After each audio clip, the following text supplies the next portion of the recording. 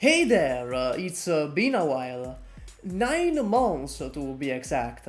This question turned out to be extremely interesting, and there are many tricks and odd combos used to achieve this.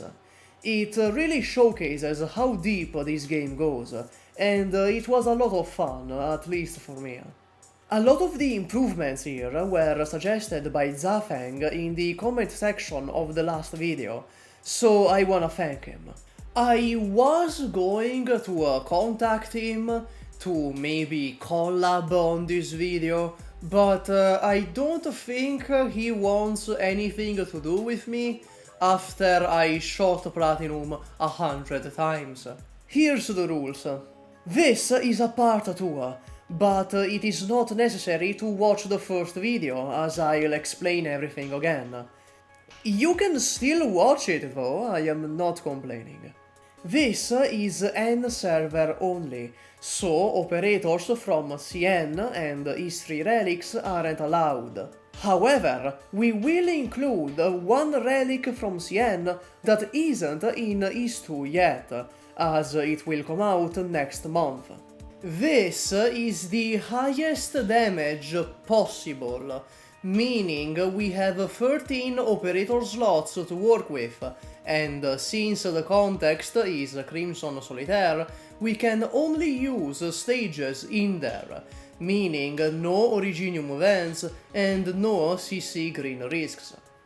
Deployment is not an issue with route diagram, dim lantern, brass compass, broke mask, and blank business card. We aren't looking for DPS, but for the highest damage number in a single hit, so attack speed is useless to us. The stage we are doing this in is Sarkaz Desire. The enemy with the lowest defense there is the Sarkaz Blademaster at a defense of 100.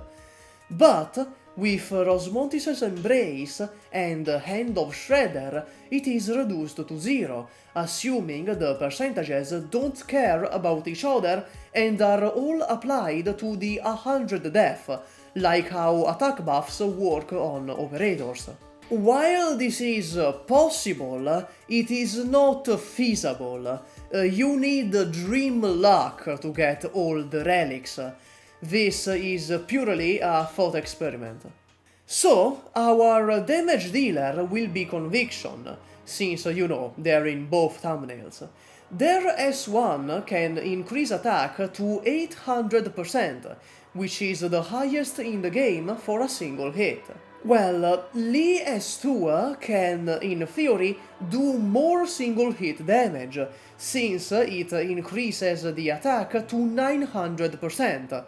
But guards have better relics, so the damage number is higher with Conviction. We are also assuming Conviction is E2 level 70 with M3, Max Trust and a level 3 module, meaning their initial attack is 1185.65. While the game doesn't show decimals, it does account for them. But keep in mind, some numbers are rounded up to the nearest fifth. We will take Conviction, AK for plus 50% attack, and Warfarin for plus 90%. Here, an interesting fact is that buffs are always applied to the original attack and not the attack after buffs. So, subsequent buffs don't care about buffs applied prior, and will always be applied to that original 1185.65 value.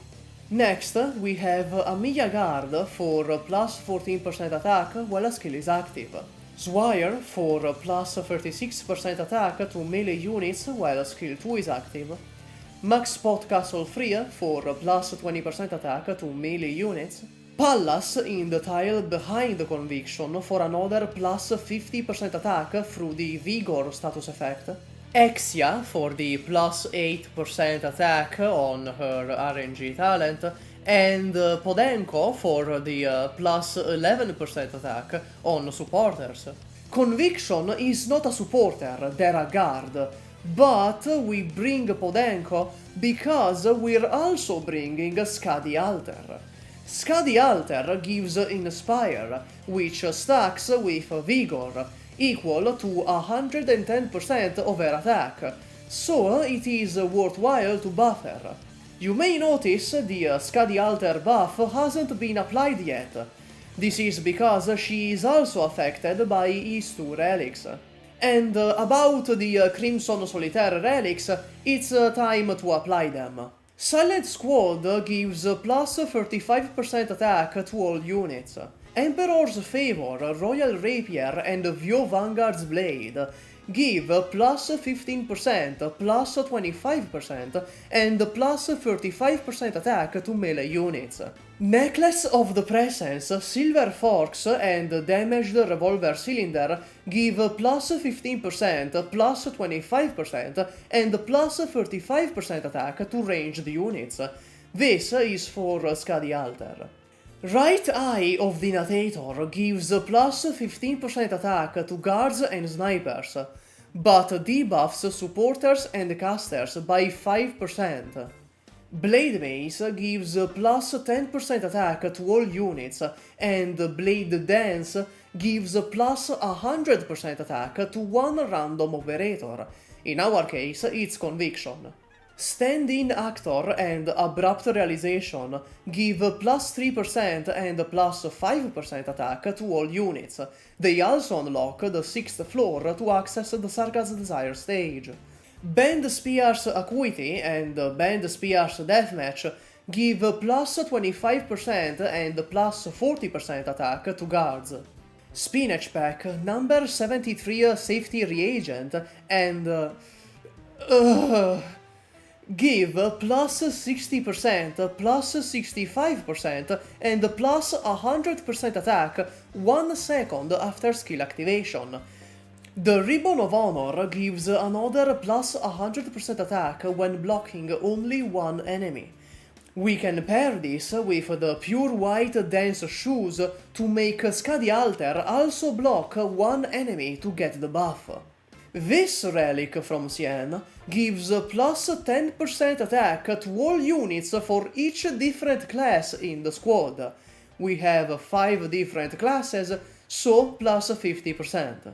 Lastly, we could also apply the Frostback and Snowdoe play, but there is no way to get it before Sarkaz Desire, as floor 6 only has one combat node, and plays don't carry over between floors.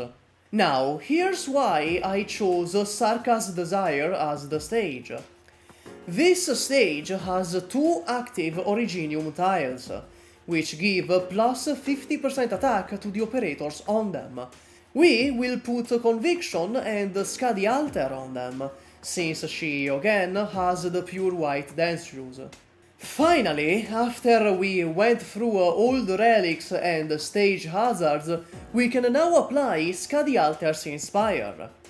Now it's time to actually activate Conviction Skill 1, multiplying that number 8-fold. This number is utterly massive, but we are not even done yet. Now it's time to apply the damage amplification buffs, or debuffs technically, things like Susurran's Estria. Unlike attack buffs, damage amplifications do care about each other, meaning the amplifications are applied on top of the previous amplifications.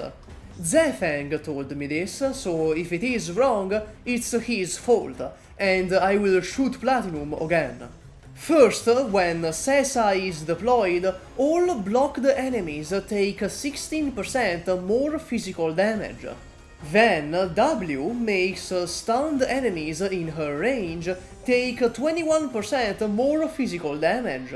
Finally, Shamare S1 applies 59.4% fragile to enemies below 40% HP, the highest in the game. And that is the squad. We have used all 13 slots. We are not done yet. Now we apply damage amplification relics.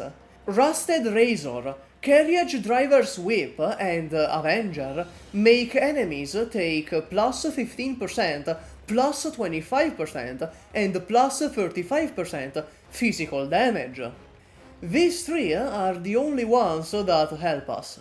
So, with all this combined together like a f***ing Megazord, we get a final damage number of 726,939.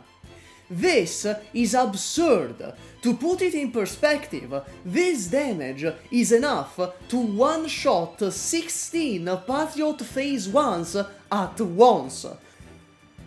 But there's a little caveat.